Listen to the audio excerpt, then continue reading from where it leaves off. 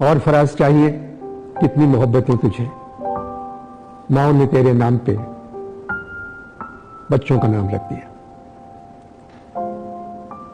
میں نے سینکڑوں ہزاروں لوگوں کو دیکھا ہے جن کے یہاں جب بیٹا پیدا ہوا تو انہوں نے اس بیٹے کا نام عمران رکھا۔ آج میرے ساتھ عمران خان صاحب موجود ہیں۔ السلام علیکم۔ وعلیکم السلام۔ کتنی خوشی ہوتی ہے، جو فراز کا شعر ہے، ماں نے میرے نام پہ بچوں کا نام رکھ دیا۔ انور بھائی دیکھیں، انسان اللہ کا شکر ادا کرتا ہے، عزت اللہ کی طرف سے آتی ہے، کوشش انسان کرتا ہے، اور پھر جب اس کوشش کی وجہ سے عزت ملتی ہے تو میں تو اللہ کا شکر ادا کرتا ہوں جی۔ عمران، اللہ تعالیٰ تو رحم کرتا ہے، کرم کرتا ہے، مگر انسان اپنی طرف سے بھی کچھ کرتا ہے جس کا صلہ اللہ دیتا ہے۔ آپ نے بہت کچھ کیا، کرکٹ میں آئے، آپ نے کرکٹ بدل دیا پاکستان میں، ورلڈ کپ جیتا، 92 میں آپ چلے گئے، اور پھر 97 تک ایک ٹیم دے گئے پاکستان کو آپ، اور بڑی ٹیم تھی پاکستان کی، تو آپ نے محنت تو کی۔ کراچی میں تو ہر میچ دیکھ رہا تھا جہاں آپ کھیلتے تھے، مجھے سری کانت کا آؤٹ کرنا بھی یاد ہے، وہ دن میرے لیے ایک یادگار دن ہے کراچی کے لیے، اور جس طرح آپ نے گیم کی۔ اوول میں ورلڈ کپ میں میچ دیکھ رہا تھا، آپ ڈیپ اسکوائر لیگ پہ کھڑے ہوئے تھے، پل کیا، اسکوائر لیگ سے بھاگتے ہوئے ڈیپ میدان کی طرف آئے، اور دونوں ہاتھ سے زمین پہ لیٹ کے آپ نے وہ جہاں آپ نے کیچ کیا وہیں میں بیٹھا ہوا تھا۔ تو میں نے کہا یہ ان کے ہاتھ تربوز کے برابر ہے، کیونکہ جس طرح وہ کیچ کیا، اور پھر آپ کی طرف لوگ بھاگتے آئے تو آپ نے وہی کیا کہ جو آپ ہمیشہ کرتے ہیں، ٹھیک ہے ٹھیک ہے۔ یہ جو ایک کام کرنے کے بعد، کچھ حاصل کرنے کے بعد ایک دم ذرا سا یوں زیادہ نہیں خوش ہوتے آپ؟ انور بھائی دیکھیں، خوشی تو ہوتی ہے، لیکن جو سپورٹس میں انسان سیکھتا ہے نا جی، ایک بڑا زندگی کے لیے ایک بڑا اہم لیسن سیکھتا ہے کہ جو سکسیس ہوتا ہے آپ کا، یہ ہمیشہ کے لیے نہیں ہوتا، یہ ایک عارضی طور پہ ہوتا ہے، وہ انجوائے کرو، لیکن یہ یاد رکھو کہ یہ ہمیشہ نہیں رہے گا، یعنی برا وقت بھی آئے گا، اور پھر جب برا وقت آتا ہے تو آپ میں پھر یہ حوصلہ آ جاتا ہے کہ یہ برا وقت سے میں نکل جاؤں گا، تو آپ ڈیمورلائز نہیں ہو جاتے۔ 79 کے ورلڈ کپ میں سری لنکا کے خلاف آپ نے ایک دفعہ 102 بنائے، ایک مرتبہ 79 بنائے، ایک مرتبہ 72۔ انگلینڈ کے خلاف ایک مرتبہ نمبر 3 چلے گئے آپ، اور آپ نے 62 بنائے۔ ان میچز میں آپ نے سرفراز اور شاہد سے بالنگ کرائی، خود نہیں کی بالنگ ان میچز میں۔ اصل میں جی 83 میں تو جو ورلڈ کپ تھا، میں پہلی دفعہ کیپٹن بنا، میری ٹانگ ٹھیک نہیں تھی، میں تو ایز اے بیٹسمین کھیل رہا تھا، اور بہت بیٹنگ کی آپ نے، بہت اسکور کیا جی۔ میں ایز اے بیٹسمین، کیونکہ میری ٹانگ کی وجہ سے میں وہ بولنگ نہیں کر سکا۔ 3 سال جو اپنی پیک پہ تھے، جب سب سے تیز بولنگ کر رہا تھا، اور فاسٹ بولر کی پیک ہوتی صرف کوئی 6 سال ہے جو اب سب سے پیک پہ ہوتا ہے، تو اس میں سے 3 سال تو میرے چلے گئے، میری ٹانگ ٹوٹی ہوئی تھی۔ کراؤڈ کو اس وقت تو فیس نہیں کر سکتے تھے کیونکہ پیٹ ہوتی تھی کراؤڈ کی طرف آپ کی، اب آپ کراؤڈ کے سامنے کھڑے رہتے ہیں اور بہت اچھی طرح فیس کر رہے ہیں۔ تو یہ کرکٹ میں جب سیاست شروع ہوئی تو آپ نے کرکٹ چھوڑ دی اور پھر سیاست میں آ گئے۔ اور میں آپ سے ایک بات کہوں، اس ملک میں ہوائیں چلتی ہیں، ان ہواؤں سے ایک بے ایمانی کی خوشبو آتی ہے جو پہلے بہت دنوں سے آ رہی ہے، مگر ایک جھونکا ہوا کا ایسا آتا ہے جو ایمانداری کا لگتا ہے، اور وہ جھونکا آپ کی طرف سے آتا ہے۔ تو اللہ تعالیٰ نے آپ کو اتنا کچھ دیا ہے کہ ایک آدمی تو ہے یہاں ہم جس کے بارے میں کہہ سکتے ہیں کہ وہ ایماندار ہے، اس کو برقرار رکھیں۔ انور بھائی دیکھیے، میں آپ کو بتاؤں، ایک تو میری والدہ کا میں جتنا شکر ادا کروں کا، میں انہوں نے میرے جو ویلیوز دیے، اور جو ان کے جو والد تھے، وہ مجھے ہمیشہ اپنے والد کا بتاتی تھی، میرے نانا کا، کہ وہ انہوں نے اپنی ساری زندگی کو ماڈل کیا ہوا تھا نبی صلی اللہ علیہ وسلم کی زندگی پہ، تو وہ سارا کچھ وہ کھاتے بھی شاید ان کو پسند تھا یا کھجورے، یعنی انہوں نے بالکل اپنی زندگی اور سچے، اور بڑی ان کی عزت تھی جی ساروں کی۔ تو مجھے وہ ایک رول ماڈل تھے، وہ کرکٹ بھی کھیلتے تھے، گورنمنٹ کالج کے وہ کرکٹ میں بھی کیپٹن تھے، اور پڑھائی میں بھی بہت اچھے تھے۔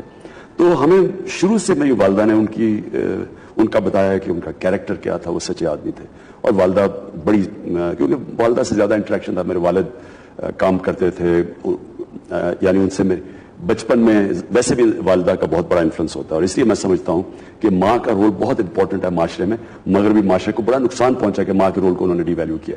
لیکن میرا یہ جو آپ نے بات کی نا جی کہ پاکستان کی جو حالات ہیں، اس میں کوئی شک نہیں کہ ہم نیچے سے نیچے جاتے جا رہے ہیں، اور اس کی ایک بہت بڑی وجہ ہے جی کہ جو رول ماڈلز ہیں ہمارے قائد اعظم کے بعد، آہستہ آہستہ ہمارے رول ماڈلز کی جو کیریکٹر تھا, جو ان کی سچائی تھی, جو گراف نیچے جا رہا وہ نیچے سے نیچے جاتا رہا. اور میں سمجھتا ہوں کہ آج ہم اپنی راک باٹم پہ پہنچ گئے ہیں.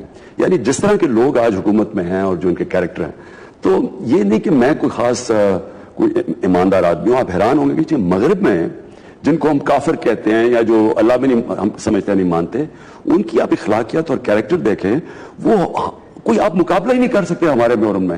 آپ سوچیں کہ برازیل کے پریزیڈنٹ کو جھوٹ بولنے پہ نکالا, نکسن کو جھوٹ بولنے پہ ریزائن کرنا پڑا, ہیرلڈ میکملن برطانیہ کے پرائم منسٹر کو جھوٹ بولنے پہ جانا پڑا. یعنی ان کی اخلاقیات دیکھیں اور ہماری دیکھیں, یعنی ہمارا کوئی مانتا ہی نہیں ہے کہ سچ بولتے ہیں. سچائی کی بات ہو رہی ہے, ظاہر ہے اگر سچائی کی بات ہوگی تو بہت ہی کم ہوگی, تو تھوڑا انتظار کرتے ہیں, پھر میں آپ سے بات کروں گا. حاضر ہے, سچائی کی بات ہو رہی تھی. خان صاحب, آپ کے بیٹے باہر رہتے ہیں. ایک دفعہ آپ نے کہا تھا کہ مجھے ایک ہی دکھ ہے کہ میں اولاد میری باہر ہے, مگر آپ کو اندازہ نہیں ہے جتنی یوتھ ہے پاکستان کی وہ آپ کی اولاد ہے. کہ پہلی مرتبہ کراچی میں آپ لوگوں نے حصہ لیا تھا الیکشنز میں, تحریک انصاف نے. میں ڈیفنس میں رہتا ہوں, تو میرے گھر والے, میری بہن زہرا نگاہ شاعرہ ہیں, جی جنگل کا قانون جن کی نازل, جی جی جی, تو وہ صبح 8 بجے پہنچ گئی تھیں آپ کو ووٹ دینے کے لیے. طبیعت بھی ٹھیک نہیں تھی ان کی, مگر میں نے دیکھا تھا کہ چھوٹے بچے ہیٹ پہنے ہوئے کرسی لا کے دے رہا ہے, کوئی پانی لا کے دے رہا ہے, کوئی شربت لا کے دے رہا ہے. مطلب ایک تہذیب تمیز کا گہوارہ تھا وہ. تو وہ اب جیسے میرے گھر کا مالی جو ہے وہ پاگل تھا ان کے پیچھے. سڈنلی مجھے لگ رہا ہے خان صاحب کچھ گیپ آ رہا ہے, تو اس کی مطلب کیونکہ ہم پہ ایمانداروں کی طرف دیکھتے ہیں, تو پھر یہ گیپ کیوں آ رہا ہے؟ اصل میں انور بھائی پرابلم یہ ہے کہ لوگ مایوس ہو جاتے ہیں. لوگوں نے 2013 میں ایک امید آئی کہ تبدیلی آ رہی ہے, چینج آ رہا ہے, اور لوگ تڑپ رہے ہیں چینج کے لیے, کیونکہ لوگ تنگ ہیں. لوگوں میں سیاسی شعور ہے, یوتھ کے اندر سوشل میڈیا ہے جس میں ایک نئی چیز, ایک نیا ہتھیار آ گیا ہے, انفارمیشن ٹیکنالوجی کی انقلاب آ گیا ہے. آپ ایک بٹن دباتے ہیں ٹویٹر کے اندر اور لاکھوں لوگوں کے پاس انفارمیشن پہنچ جاتی ہے. تو اس میں ایک ایسا شعور آ گیا ہے, اور جتنا شعور بڑھتا جا رہا ہے اتنی ایک تبدیلی کے لیے ایک خواہش یوتھ میں بڑھتی جا رہی ہے, لوگوں میں بڑھتی جا رہی ہے. اب ہوا یہ کہ 2013 میں لوگوں نے بڑی امیدیں لگائیں, باہر سے آئے لوگوں نے ووٹ ڈالنے کی کوشش کی, اور پھر انہوں نے دیکھا کہ اس ووٹ سے کوئی فرق نہیں پڑا. ایک مایوسی کی لہر دوڑی پاکستان میں, اور اس کی اب مجھے تو وجہ پتا تھی کہ انہوں نے مل کے جو سٹیٹس کو ہے انہوں نے مل کے دھاندلی کی, اور دھاندلی کی انتہا کی. اب لوگوں کو تو نہیں پتا, پھر یہ میڈیا کے اوپر اتنا پیسہ چلاتے ہیں, یہ میڈیا ہاؤسز کے اوپر پیسہ, کیونکہ ان کا ساری بزنس پالیٹکس میں آ کے پیسہ بنانا ہے. وہ پھر اس پیسے کو پورا استعمال کرتے ہیں اپنے سٹیٹس کو برقرار رکھنے کے لیے. یعنی الیکشن کو دھاندلی کی, پھر میڈیا کے ذریعے مینج کیا. تو مجھے تو پتا تھا کیا ہوا ہے, دھرنا بھی میں نے اس لیے دیا. مجھے پتا تھا کہ اگر ہم نے یہ الیکٹرل پروسیس کا سسٹم ٹھیک نہ کیا, یہ پھر اگلے الیکشن میں یہ کریں گے. تو میں نے تو پوری کوشش کی. عوام میں مجھے لگا کراچی کے لوگوں میں ایک مایوسی آئی, لیکن انور بھائی میرے خیال میں جیسی اگلا الیکشن قریب آئے گا, اب تو ہماری تیاری بہتر ہے. ہم تیار بھی نہیں تھے صحیح طرح, ہمیں پتا بھی نہیں تھا کیا ہوا ہے. 80% لوگوں کو پہلی دفعہ ٹکٹ ملا, انہیں پتا ہی نہیں تھا الیکشن لڑنے کی سائنس کیا ہے. اب جب ہم لڑیں گے نا جی, بہترین کینڈیڈیٹس چوز کریں گے, اور انشاءاللہ میں خود ایک ایک کینڈیڈیٹ کو, میں جب تک میں نہیں سمجھتا, جو مجھے موقع نہیں ملا پہلے اس پچھلے الیکشن میں, جب تک میں نہیں سمجھتا کہ وہ فٹ ان کرتا ہے ہمارے کرائٹیریا پہ, ٹکٹ میں کسی کو نہیں دوں گا. صحیح کینڈیڈیٹس لے کے آئیں گے, اور انشاءاللہ اس بار ہی ہم ان کا مقابلہ کریں گے. میرے ساتھ جہاز میں ایک صاحب بیٹھے ہوئے تھے, ان کا تعلق پشاور سے تھا. تو میں نے ان سے اسے پوچھا کہ آپ پشاور میں کچھ فرق محسوس ہوا؟ نکلنے کے انور صاحب ایک جگہ جا کے فرق محسوس ہوا. اب لوگ جو تھانے جاتے ہیں وہاں جا کے مایوس نہیں ہوتے, واپس آتے ہوئے چہرے پہ مسکراہٹ ہوتی ہے. یہ فرق پشاور کی پولیس میں آیا ہے. تو میں چاہ رہا تھا کہ پشاور میں تعلیمی ادارے جو ہیں اور جو اوور آل ایٹماسفیئر ہے پشاور کا, اس کو بھی بدلتے ہیں. انور بھائی میں آپ سے ریکویسٹ کروں گا, ایک دفعہ آپ پلیز پشاور آئیں, خود ہی اسکولوں کا دیکھیں کہ کتنا بڑا چینج آیا. اب ولسن سینٹر ایک این جی او انٹرنیشنل ادارہ ہے, اس نے پوری رپورٹ لکھی ہے پاکستان کی تعلیم پہ. انہوں نے کہا کہ سب سے بہتر اس وقت تعلیم کے اندر چینج پختونخوا میں آیا. انور بھائی آپ کو خوشی ہوگی سن کے, 34,000 بچے پرائیویٹ اسکول سے گورنمنٹ اسکولوں میں واپس گئے, یعنی گورنمنٹ اسکولوں کا سسٹم بہتر ہو گیا. اور پولیس کے علاوہ, پولیس کو ہم نے صرف ڈی پولیٹیسائز کیا ہے, یہ ایک سال میں 34,000 بچے پرائیویٹ اسکول سے گورنمنٹ اسکولوں میں چلے گئے. اور ہمیں یونیورسٹیز میں تھوڑا مشکل ہے, ایک اسٹیٹس کو بیٹھا ہوا تھا, چینج روک رہا تھا, عدالتوں میں چلے اسٹے آرڈر لے لیتے تھے. ہسپتالوں کو اور یونیورسٹیز میں اب آپ چینج دیکھیں گے, اسکولوں میں چینج آ گیا. ایک بلدیاتی نظام لے کے آئے ہیں جو کہ مغرب کی طرح پہلی دفعہ ایک پاور نیچے تک پہنچائی ہے, لوگوں کو غلامی سے ہٹایا ہے, اپنے فیصلے لوگ خود کرتے ہیں. تو چینج تو آپ, اور پھر کبھی کسی صوبے نے اپنے آنے والی نسلوں کی پرواہ نہیں کی جو ہم کر رہے ہیں. 1 ارب درخت لگا رہے ہیں صوبے کے اندر. یہ صوبے کے اندر ایک آنے والی نسلوں کے لیے کسی نے ایسی انویسٹمنٹ نہیں کی. پاکستان کی تاریخ میں ٹوٹل درخت 64 کروڑ لگائے گئے ہیں اور ہم نے 3 سال میں 1 ارب درخت لگا رہے ہیں. یہ خیر میں یہ آپ کو چیزیں ایسی بتا رہا ہوں کہ آپ اب خود جا کے دیکھیں, آپ کو چینج نظر آئے گا. بینک آف خیبر ہے جی, آج تک اس نے کبھی ڈیویڈنڈز دیے نہیں تھے, پچھلے 2 سال میں اربوں روپے کے ڈیویڈنڈز دیے ہیں. تو چینج تو آ گیا ہے, لیکن انفارچونیٹلی وہ کیونکہ پختونخوا مین اسٹریم سے تھوڑا باہر ہے, لوگوں کو اندازہ نہیں ہوتا چینج کا. تو میں ریکویسٹ کروں گا آپ کب جا کے دیکھیں. میں آؤں گا ضرور, میں پشاور تو آتا ہوں اکثر. جو آپ کے ساتھ کھٹک صاحب ہیں, تھوڑا سا ان کی صحت کا بھی خیال رکھیں. اگر پشاور کی صحت ٹھیک ہو رہی ہے تو ان کی بھی ہونا چاہیے. اتنا دبلا پٹھان تو میں نے کبھی نہیں دیکھا. آپ حیران ہوں گے انور بھائی, یہ میرے ساتھ ایک جسم میں تھے. یہ فل کالج بلیزر ان کو ملا تھا, میرے سے 1-2 سال آگے تھے. فل کالج بلیزر ملتا ہے ان آل راؤنڈ ایتھلیٹ کو, یہ وہ تھے پرویز کھٹک. تو تھوڑے سے ٹھیک کہتے ہیں, ذرا صحت کا اتنا دھیان نہیں رکھتے. اچھا, اس سے پہلے کہ میں وقفہ لوں, آپ کے جتنے جلسے ہوتے ہیں کور تو ہوتے ہیں میڈیا پر, میں دیکھتا ہوں ان کو. ایک کام کریں, ایک تجربہ کر کے دیکھیں کہ اپنا سٹیج جو ہے وہ لوگوں کے بیچ میں لگائیں. بیک گراؤنڈ میں کچھ نہیں ہو, خالی آپ سٹیج پہ کھڑے ہو, آپ کے ساتھ اسٹوڈنٹس کھڑے ہو, پوسٹ مین کھڑا ہو, چوکیدار کھڑے ہو, اور آپ چاروں طرف گھوم کے سب کو ایڈریس کریں تاکہ آپ کو سب دیکھیں. اتنی دور سے جو 6, 8, 10 روز لگتی ہیں کرسیوں کی, وہ تو آپ دیکھ لیتے ہیں, اور جو پیچھے اندھیرا ہوتا ہے یہ ٹھیک کہتے ہیں, تو آپ کو سب دیکھ سکیں اور آپ سب سے مخاطب ہوں. ٹھیک ہے جی, یہ ٹرائی کروں گا, کر کے دیکھیں گے. کروں گا جی, میں ٹرائی کروں گا. کیونکہ اسٹیج پہ اور آپ کے ساتھی جو ہے وفادار ہیں, وہ سامنے رہیں اسٹیج کے ساتھ. کیونکہ اسٹیج پہ آپ کے ساتھ وہ لوگ ہوں جو آپ کو چاہتے ہیں, جو آپ سے محبت کرتے ہیں. یہ ٹرائی کریں گے جی. اچھا, اب زندگی کیسے گزرتی ہے؟ کتابیں پڑھتے ہیں آپ, مجھے معلوم ہے. جی کتابیں پڑھتا ہوں, زیادہ تر ہسٹوریکل. فکشن میرے سے پڑھی نہیں جاتی, زیادہ ہسٹری اس لیے پڑھتا ہوں کہ ہسٹری انسان کو سکھاتی ہے. وہ بھی پڑھتا ہوں, اسپریچول کتابیں بھی پڑھتا ہوں. اچھا, لگتا نہیں کہ آپ کا جھکاؤ اس طرف ہے, جس طرح آپ بات کرتے ہیں, جس طرح زندگی گزاری ہے آپ نے, تو میں سمجھا کہ آپ بس مسلمان ہیں, اللہ کو مانتے ہیں, نماز پڑھتے ہیں. تو یہ الغزالی وغیرہ پڑھ لیا آپ نے. اصل انور بھائی دیکھیں, انسان دنیا میں سے زندگی گزار لیتا ہے. کئی انسان جلدی یہ سوال پوچھتے ہیں, کئی بعد میں پوچھتے ہیں. سوال یہ 2 سوال ضرور پوچھنے ہوتے ہیں جو کہ کوئی سائنس کی کتاب میں, کوئی آپ کی سیکولر کتابوں میں نہیں اس کا جواب, کہ اس دنیا میں میں کیا کرنے آیا ہوں اور اس دنیا کے بعد میں کدھر جاؤں گا.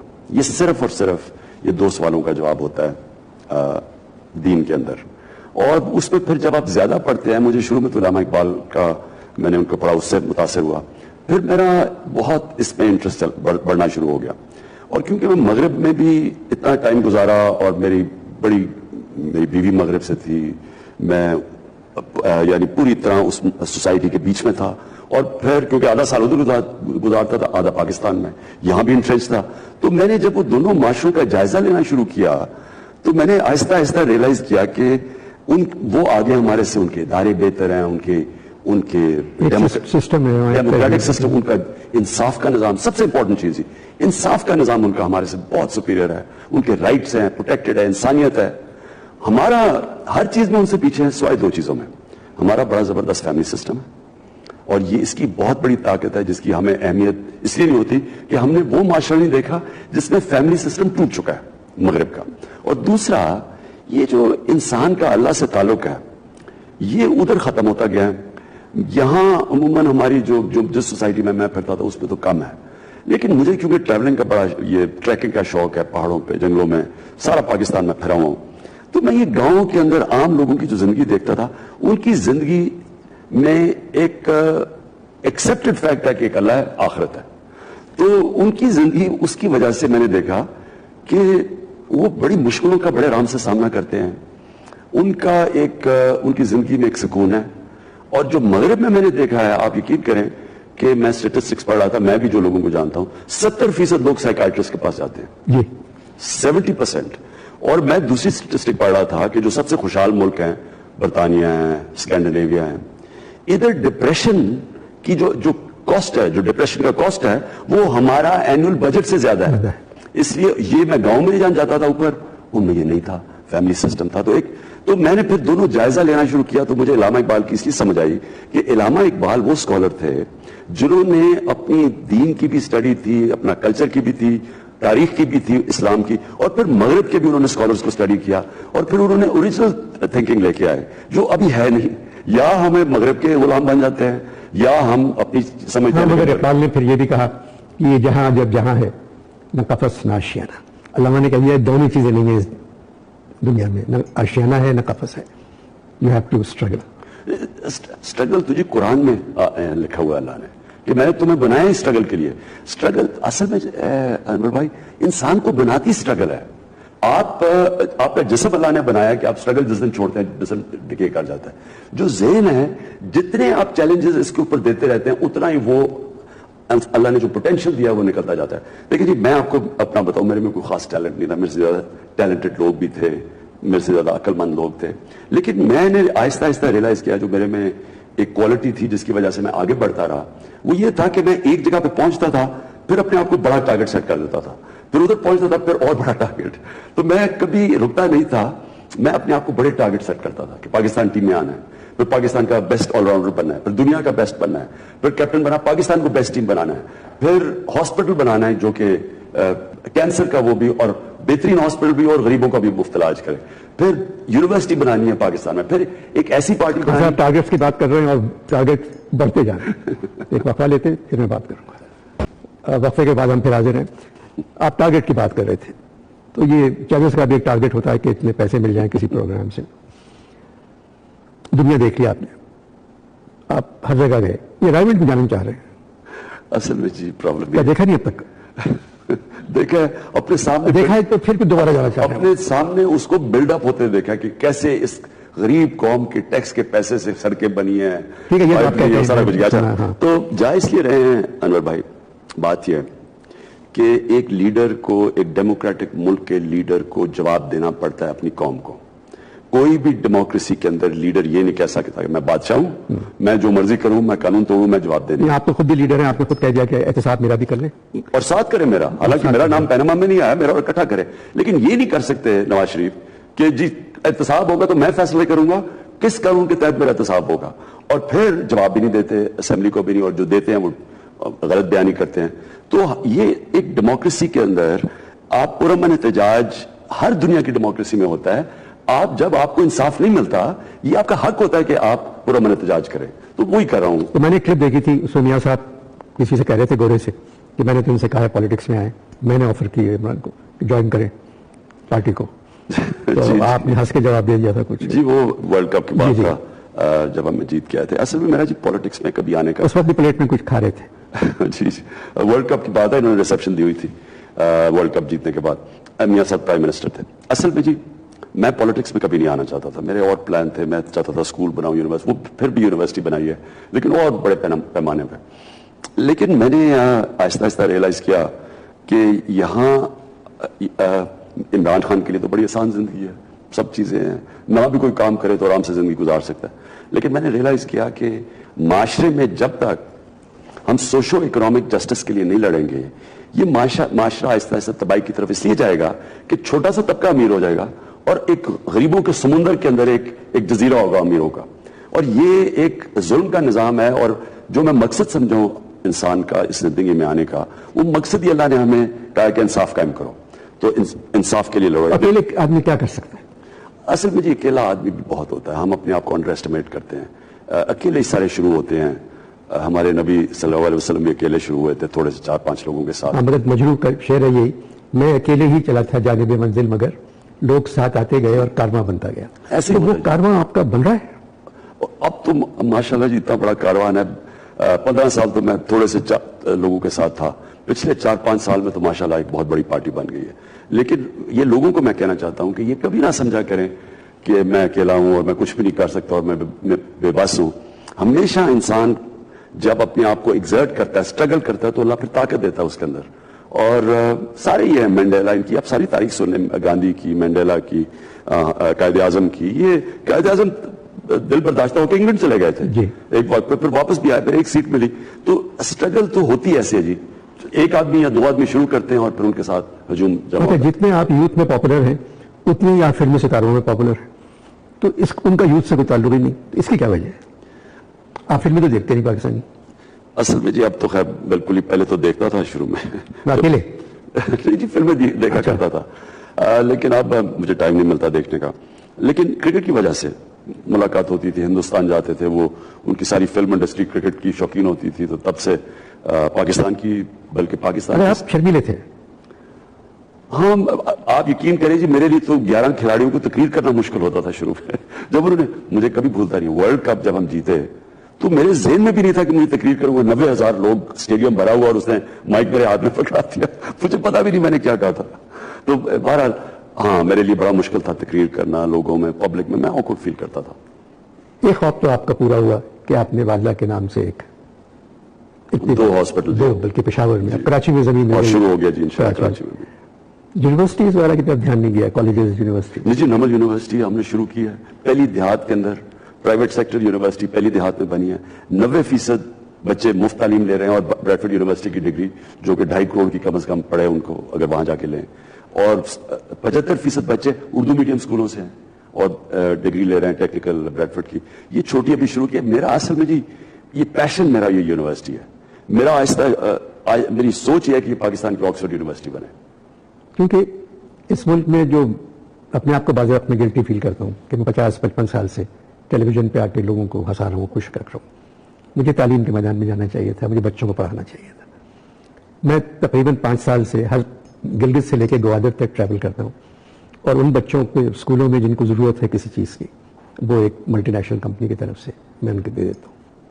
مگر خیبر پختونخوا میں کئی اسکول میں نے چھوٹے چھوٹے دیکھے کہ بچے, لڑکے لڑکیاں ساتھ پڑھ رہے ہیں بیٹھ کے. میں نے اور کسی جگہ نہیں دیکھا ہے. کلاس میں ساتھ بیٹھ کے پڑھ رہے ہیں, اور پڑھ رہے ہیں, اپنا نام بھی لکھ رہے ہیں. مگر دوسرے صوبوں میں آ کے بہت سے بچے ایسے ہیں خاصا کہ اپنا نام بھی لکھنا نہیں آتا. بس ایک کام کریں, NQM سے تو نہیں ہوا تعلیم کی طرف دھیان دینا, تحریک انصاف دے سکتی ہے ضرور. کوشش کریں کہ انور بھائی دیکھیں, کوئی قوم آج تک آگے بڑھی نہیں اپنے لوگوں کو تعلیم دیے بغیر. میرا نواز شریف سے سب سے بڑا اختلاف یہ ہے کہ پیسے خرچ کر دیتے ہیں میگا پروجیکٹس پہ, اور جو تعلیم ہے وہ بر صغیر میں سب سے کم تعلیم پہ پیسہ پاکستان خرچ کر رہا ہے. بجٹ ہی نہیں ہے تعلیم, اور بر صغیر دنیا کا سب سے یعنی غریب علاقہ ہے, اور اس میں سب سے کم تعلیم پہ ہم پیسہ خرچ, ہیومن ڈیولپمنٹ جیسے کہتے ہیں. کوئی بھی ملک ترقی نہیں کیا اپنے لوگوں کے اوپر پیسہ خرچ کیے بغیر. اب میاں صاحب یہ ادھر ادھر اورنج ٹرین, میٹرو وغیرہ, ان کے اوپر اتنا پیسہ لگاتے ہیں.